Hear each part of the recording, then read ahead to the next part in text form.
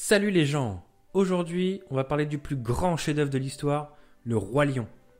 Juste pour vous faire comprendre mon amour pour ce dessin animé, ça, c'est ma tête quand je le regarde. Non, pardon. Ça, c'est ma tête quand je le regarde. Ça, c'est ma tête quand j'écoute la musique. Ça, c'est ma tête quand je vois la fin. Ça, c'est moi plus petit, vers 4 ou 5 ans, quand je me prenais pour Simba. En vrai, c'est pas moi, hein, mais je le faisais. Et ça, c'est moi quand on m'a dit... dans la tribu des lions, y a qu'un mâle, on est d'accord? Bah ouais. Bah alors c'est qui le père de Nala?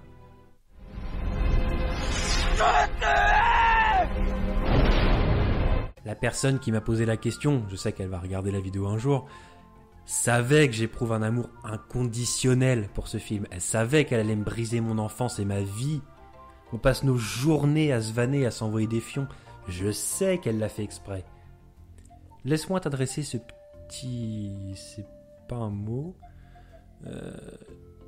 Voilà.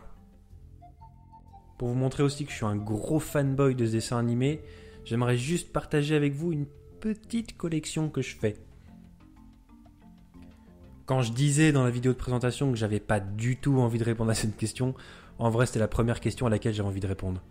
Donc voilà. Magnéto. Mais non, générique. Vas-y, c'est bon, dégage, laisse-moi faire. C'est pas parce qu'on parle de lion qu'on met un générique de lion.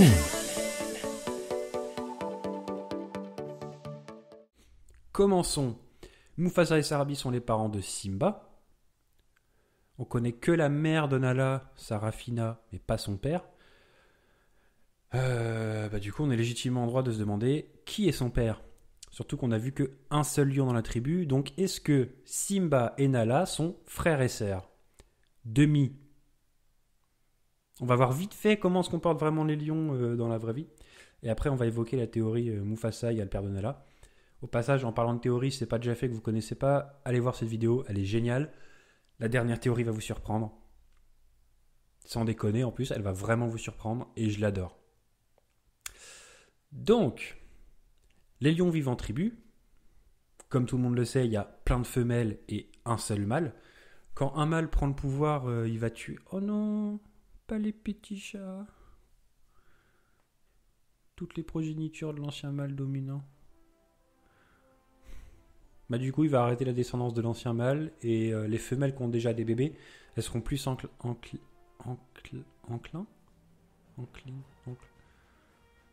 disposées à faire des nouveaux bébés. Si elle a déjà des bébés, elle va pas refaire des bébés. Voilà.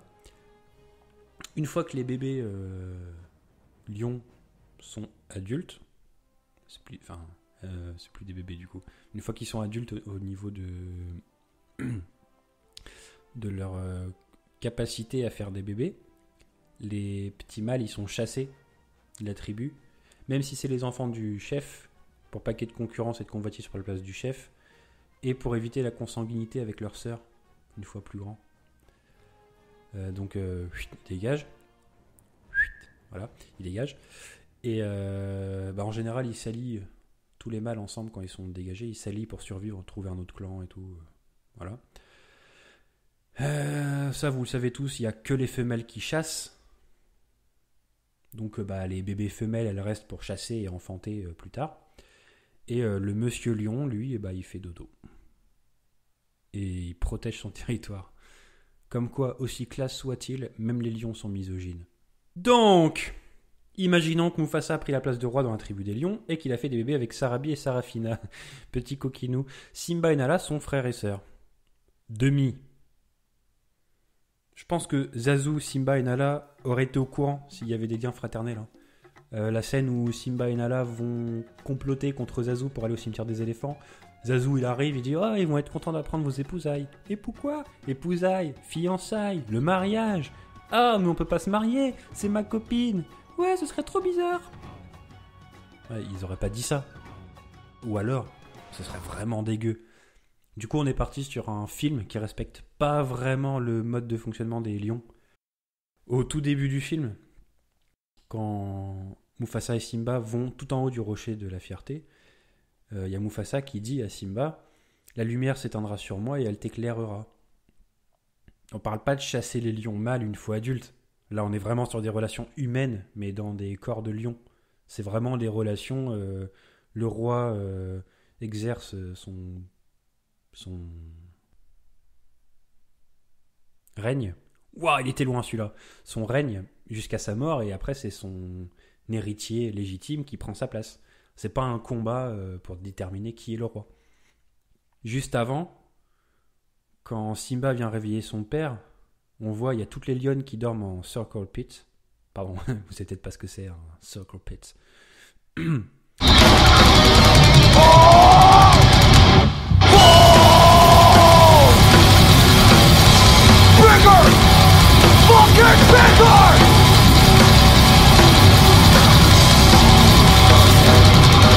Voilà.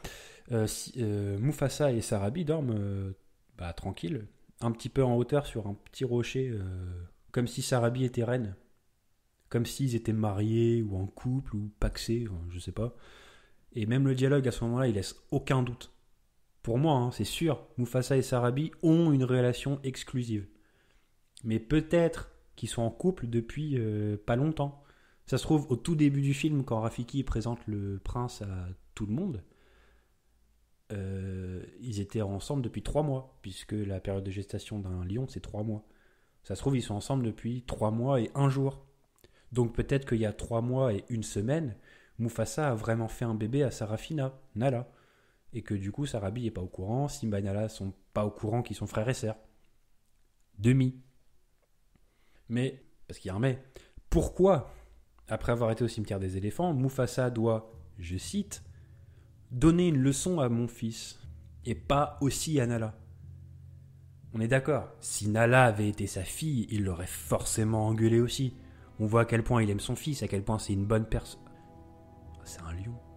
C'est un bon chat. Il pourrait pas ignorer Nala comme ça. Il dit juste... Enfin, il dit qu'il a eu peur pour Simba, mais il a pas eu peur pour Nala. Non. Le seul truc qu'il dit, c'est... Zazu, raccompagne Nala chez elle. Il en a rien à péter d'elle. Il s'en tape. Il est indifférent. Donc ça peut pas être sa fille. C'est pas possible. Simba et Nala ne sont pas de la même famille. Mais vraiment, du coup, c'est qui le père de Nala? Moi, j'aime bien imaginer que Sarafina est dans une autre tribu, par exemple, et que le chef de l'autre tribu, c'est le père de Nala. Et que, à peine enceinte, Sarafina aurait déserté ou serait partie, ou peut-être que la tribu se serait disloquée, ou je sais pas. Et du coup, elle est arrivée à la Terre des Lions. Ça expliquerait aussi pourquoi on parle absolument jamais du père de Nala. Et je veux revenir juste vite fait aussi sur un truc. Si Simba et Nala savaient, ce qui n'est absolument pas le cas, hein, parce qu'il n'y a rien à savoir, cette scène, on est d'accord, c'est pas le regard de « Oh tiens Simba, je suis tellement contente de te revoir, ça fait trop longtemps mon frère !» Son regard pue. Il pue quelque chose, je vais pas dire quoi, tout le monde le sait, on est d'accord. Donc, conclusion, ma vidéo ne sert à rien. On sait toujours pas qui est le père de Nala, si ce n'est que c'est pas Mufasa, c'est le plus important. Mais surtout, parce qu'on s'en fout, l'histoire c'est pas celle de Nala, on sait juste qu'au début ils sont potes et à la fin ils sont amants. Et c'est très bien comme ça, et je sais pas comment finir cette vidéo. Alors du coup, à la prochaine, et surtout n'oubliez pas, vous pouvez... Pourquoi je veux absolument mettre une phrase de conclusion? C'est plus du tout original, tout le monde le fait. Salut!